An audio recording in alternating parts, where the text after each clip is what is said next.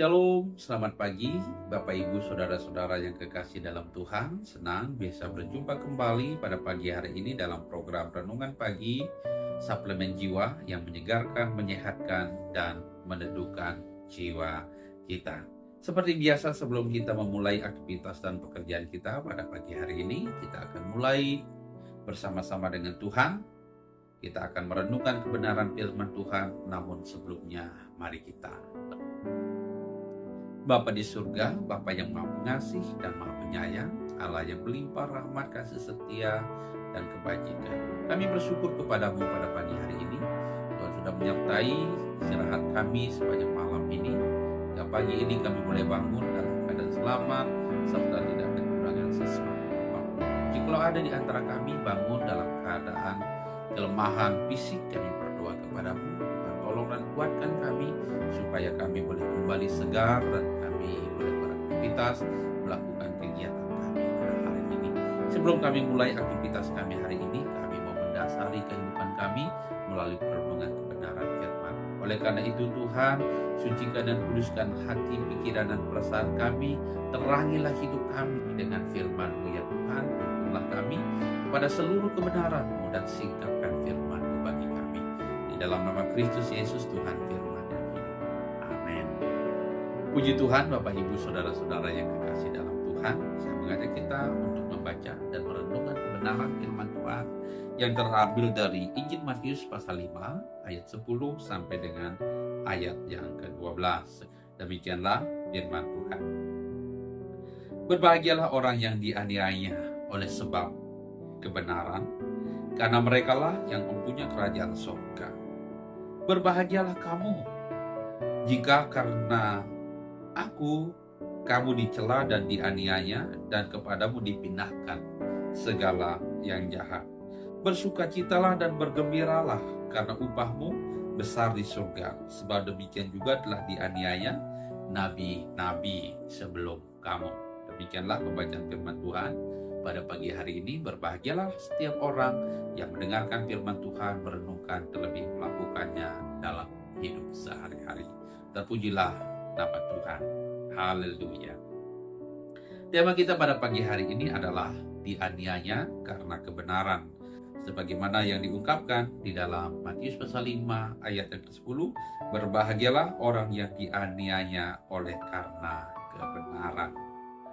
Penganiayaan selalu menimbulkan duka, penderitaan, dan juga kesakitan. Tidak seorang pun yang menghendaki dirinya berada pada posisi yang teraniaya, kecuali memang hal itu tidak dapat dihindari walaupun kita berusaha untuk menghindarinya. Penganiayaan yang paling menyakitkan adalah penganiayaan bukan karena kita melakukan kejahatan atau kesalahan, tetapi karena kita berusaha untuk mempertahankan identitas kita sebagai orang-orang yang percaya kepada Tuhan. Kita berusaha untuk mempertahankan identitas kita sebagai pengikut-pengikut Kristus, mempertahankan identitas kita sebagai orang-orang benar. Penganiayaan itu tidak selalu sama. Ada 3 jenis penganiayaan, namun sama-sama menyakitkan dan menguras banyak energi untuk terus berjuang berada pada posisi yang benar. Jenis penganiayaan yang pertama adalah penganiayaan secara verbal. Penganiayaan verbal adalah bentuk penganiayaan yang dilakukan melalui atau dengan perkataan atau ucapan, misalnya hinaan, celaan, fitnah yang dituduhkan kepada kita dan lain sebagainya.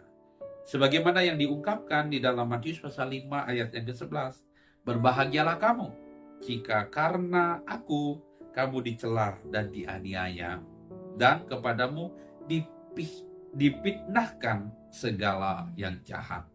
Di sini ada ucapan untuk mencela, ya, kemudian memfitnah kita dengan tuduhan-tuduhan yang jahat, ya.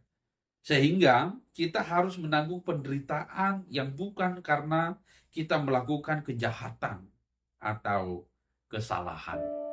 Kemudian jenis penganiayaan yang kedua adalah penganiayaan secara langsung. Penganiayaan secara langsung adalah penganiayaan fisik. Misalnya persekusi, disiksa, dibunuh, dan lain sebagainya. Hal ini juga diungkapkan di dalam Injil Matius pasal 24 ayat yang ke-9. Ini adalah bentuk penganiayaan secara langsung atau penganiayaan fisik. Matius 24 ayat 9, pada waktu itu kamu akan diserahkan supaya disiksa, dan kamu akan dibunuh dan akan dibenci semua bangsa oleh karena namaku.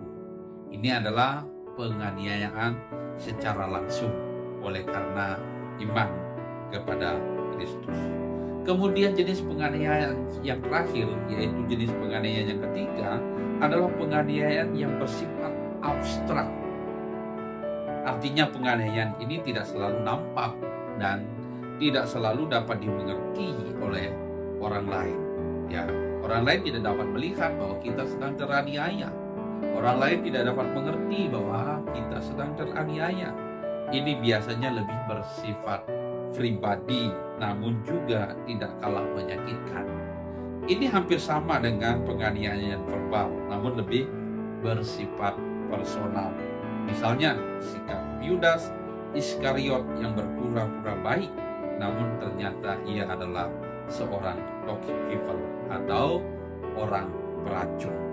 Saudara-saudara yang dikasihi oleh Tuhan, bentuk-bentuk penganiayaan ini sudah dituliskan di dalam Alkitab dan bahkan sudah terjadi. Para nabi yang terdahulu sudah mengalaminya, sepertinya apa yang diungkapkan di dalam Matius pasal 5 ayat yang ke-12, sebab demikian juga telah dianiaya nabi-nabi sebelum kamu. Ya, itu penganiayaan yang sudah terjadi. Kemudian ada juga penganiayaan yang sedang terjadi dan sedang dialami oleh umat Tuhan sampai sekarang ini. Kita banyak mendengar ada orang-orang yang melakukan penganiayaan secara verbal dan ada juga penganiayaan secara fisik, yaitu persekusi orang-orang yang percaya kepada Tuhan. Kemudian juga ada penganiayaan yang akan terjadi. Artinya bahwa penganiayaan itu mungkin tidak akan pernah berhenti. Selama ada iman kepada Kristus, maka penganiayaan itu tidak akan pernah berhenti. Ya, jadi ada penganiayaan yang sudah terjadi, penganiayaan yang sedang terjadi, dan juga penganiayaan yang akan terjadi. Namun Tuhan Yesus mengatakan bahwa ada kebahagiaan di balik penganiayaan itu, yaitu kebahagiaan sebagai upah atas ketekunan iman kita dalam menghadapi penganiayaan tersebut, yaitu mereka akan disebut sebagai orang-orang yang empunya kerajaan surga. Seperti apa yang diungkapkan di dalam Matius 5 ayat 10 bagian B, karena merekalah yang empunya kerajaan surga. Ini merupakan berita yang membahagiakan bagi mereka yang bisa bertahan dalam menghadapi penganiayaan demi penganiayaan atau menghadapi bentuk-bentuk penganiayaan tersebut. Ya, saudara-saudara yang dikasihi oleh Tuhan Yesus. Bahkan Tuhan Yesus mengatakan bahwa penganiayaan itu tidak akan merampas sukacita dan kebahagiaan kita. Sebesar apapun dan seberat apapun penganiayaan itu, baik secara verbal, secara langsung maupun penganiayaan yang bersifat abstrak, tidak akan pernah merampas sukacita dan kebahagiaan yang akan Tuhan berikan kepada kita, yaitu kebahagiaan sebagai upah yang besar yang akan menanti kita. Sebagaimana yang diungkapkan di dalam Injil Matius pasal 5 ayat yang ke-12, bersukacita dan bergembiralah karena upahmu besar di surga. Demikian juga dengan renungan beberapa hari yang lalu di dalam Ibrani 10 ayat 35 sampai dengan ayat yang ke-36.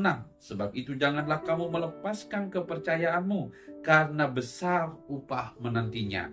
Sebab kamu memerlukan ketekunan, supaya sesudah kamu melakukan kehendak Allah, kamu memperoleh apa yang dijanjikan itu.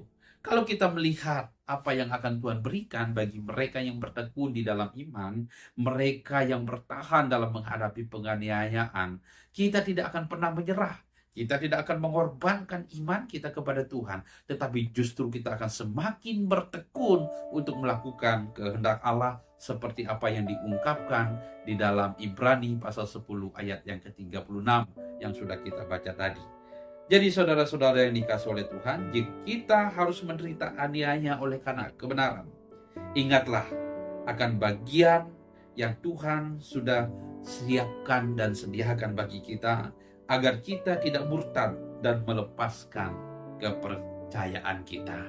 Mari kita terus bertekun ketika Tuhan mengizinkan kita mengalami penganiayaan. Mari kita melihat jauh ke depan bahwa kita akan memperoleh apa yang dunia tidak akan berikan kepada kita, yaitu upah yang besar, yaitu hidup kekal bersama-sama dengan Tuhan di dalam kerajaan surga. Demikianlah pembacaan firman Tuhan dan renungan kita pada pagi hari ini.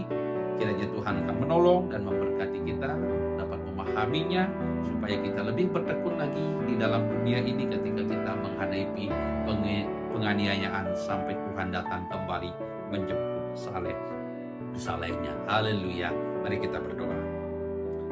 Bapa di surga, terima kasih untuk firman-Mu yang sudah kami dengarkan pada pagi hari ini. Firman-Mu kiranya akan terus meneguhkan iman kami. Kami harus menghadapi realita di tengah-tengah dunia ini, yaitu penganiayaan yang sudah tertulis di dalam Alkitab.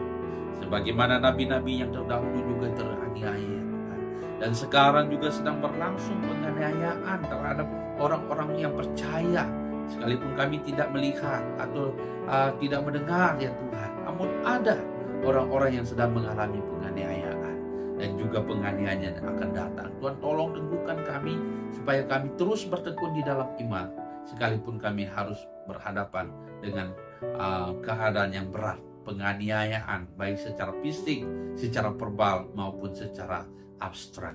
Terima kasih Tuhan Yesus, kami berdoa kepadamu, serahkan totalitas kehidupan kami sepanjang hari ini, dan Tuhan menyertai setiap langkah kehidupan kami, sehingga kami terus berjalan menurut kehendak-Mu. Tuhan tolong kami, kuatkan kami. Dalam nama Tuhan Yesus. Haleluya. Amin. Puji Tuhan, Bapak Ibu, Saudara-saudara yang dikasihi di dalam Tuhan Yesus. Demikianlah renungan kita pada pagi hari ini. Kiranya Tuhan terus menguatkan Bapak Ibu semua. Sekalipun Tuhan izinkan kita menghadapi banyak penganiayaan, baik secara verbal, secara fisik, maupun secara abstrak. Mari kita terus bertekun sampai kita memperoleh apa yang Tuhan janjikan kepada kita. Selamat pagi, selamat beraktivitas, dan semangat bersemangat. Sampai jumpa lagi. Tuhan Yesus memberkati.